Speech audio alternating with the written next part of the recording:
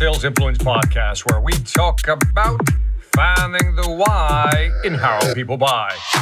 I'm your host, Victor Antonio. Thank you for joining me. Thank you for lending me your ears. Today, I want to talk about tearing your customers apart. That's right, tearing your customers apart. Not tearing, tearing. So in this market we're in right now, in this pandemic universe, really any crisis type of economy, we have to ask ourselves, what is our strategy for survival, right? We want to survive, but we also want to thrive. But many companies are in survival mode.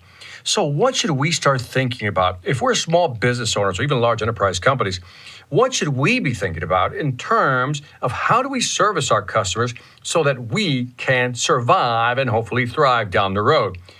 Now, we can take many strategies when it comes to approaching the market. We can go after new business, which is harder today than ever, but we can also focus on retention, which is retaining existing business. We can also focus on upselling and cross-selling to our existing customer base. These are three viable strategies. The one I'm going to highlight, really two of them. I'm going to talk about retention and upselling and cross-selling. Not getting new customers. I'm talking retention, upselling and cross-selling, but more importantly, retention. Now, I want to suggest the following strategy for you. Let's say that you're in retention mode, right? That's the strategy you're going to focus on for, let's say, the next 3 months. Where do you begin implementing this strategy? May I suggest a starting point? What if you would go into your database right now, your CRM, and I want you to look at all your customers. Let's put up a list of all your customers and who's bought from you over the last, let's say, 2 or 3 years, if you have that data. Now, let's use the 20-60-20 rule. Now, I made this rule up, and I think it's a good distribution rule. Let me explain. 20% of your customers will be your best customers. 60% will be your average customers, and the remaining 20% we'll call those people who don't buy much, just buy occasionally, your bottom 20.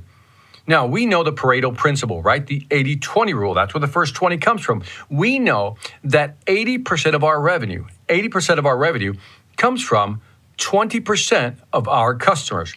So what if we call that tier 1 customers? What if that's the label we give that segment of customers in our database? There's a tier 1. These are people who represent that 80% of the revenue, those 20% of customers who represent now that 20%, right? That top tier rather. Now, we then move to the second one, which is 60%. Well, let's call this tier 2. And maybe within this tier, we may discover that this 60% tier 2 customers probably represents about 15% of your revenue.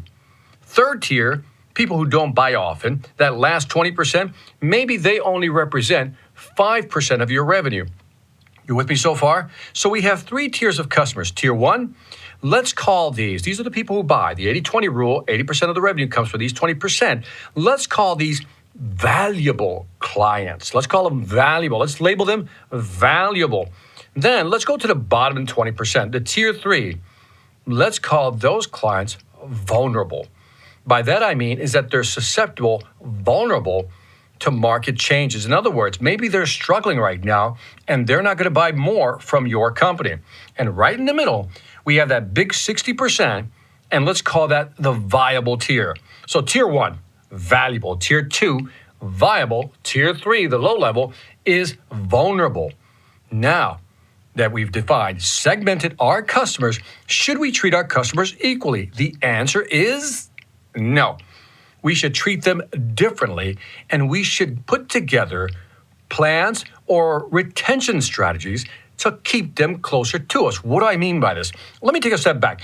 Have you ever gone to a website and you go to a website and they typically have we have the bronze package, we have the silver package, and we have the gold package, right? The bronze package is the minimal you'll get.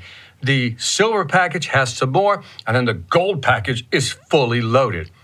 What if we came up with what I'll call non-economic concessions for our customers? By non-economic concession, even though we know truly everything has an economic cost, but what if we came up with non-economic concessions that we can give our clients to keep them buying from us, to retain them? Here's what I mean. Let's say, for example, we want to give better terms and conditions, right? Again, we still expect people to pay their bills. We just want to give them better terms and conditions. So some non-economic concessions could be, for any future orders, Mr. Customer, we can give you free shipping. We can probably do extended warranty. Instead of a year, we can do it 2 years. Instead of paying net 30, maybe you can pay net 60, net 120, right? You can pay in 30 days, 60 days, or 120 days. We can move those numbers out. Maybe we could have a flexible return policy. Or how about this? Maybe we can offer free training. Or maybe we can offer access to our learning management system so they can train on our products. Or maybe we'll do some type of co-op marketing program with them where we'll pay 50% of all marketing costs just to keep them as part of our customer base. Now, let's say that list I just recited is your list of non-economic concessions, things that you want to give your customer. Do you give all these economic concessions to all your customers? The answer is no. So much like websites, what if we do the bronze, silver, gold, much like tier 1, tier 2, tier 3?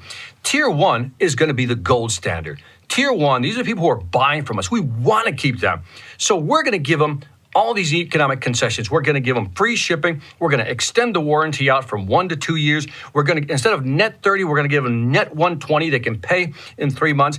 They'll have a flexible return policy. We'll give them free training, free access to our LMS, and do some co-op marketing with them. Instead of paying, maybe it's a 50-50 split. Maybe with them, we'll do a 60 split, 60-40 split. And let's say we list out those. I got 1, 2, 3, 4, 5, 6, 7 different conditions, 7 things, non-economic concessions that I'm willing to give tier 1. Now imagine if your salespeople are armed with this type of content, with these types of options to offer your customers, the tier 1s. So next time a tier 1 customer asks for a discount, you say, well, look, I can't do a discount, but here's what I can do. I can offer you free shipping, extended warranty, or some mix thereof. But they have an option of offering all 7 to your tier 1 because you want to keep those tier 1 clients. Now, as we move over to tier 2, we're going to call this the silver package. We're not going to give them all 7, but maybe we pare that list down from 7 down to 5, right? 7 down to 5, and you can pick what those 5 are. And then when we get to our low tier people, tier 3, people who are not buying much, maybe we can even peel that back even further down to maybe 3 concessions, 2 concessions, and maybe even 1 concession.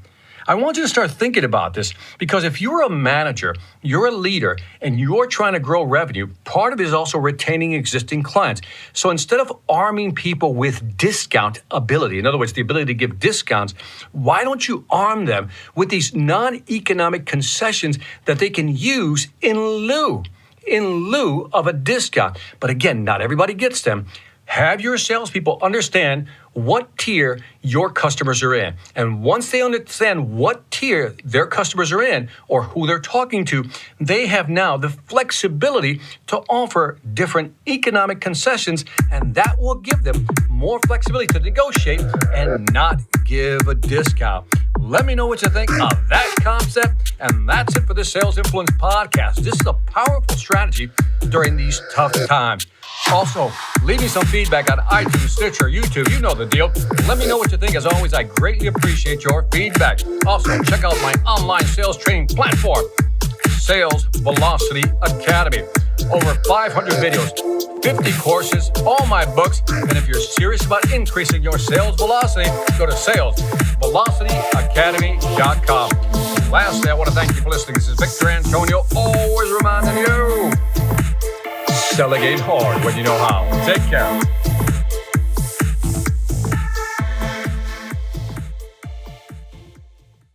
Hi, I'm Victor Antonio. I'm an author, sales trainer, and keynote speaker. I'm often asked, what makes a great speaker? Is it someone who delivers real content that the audience can use? Is it someone who engages the audience so they're part of the learning experience?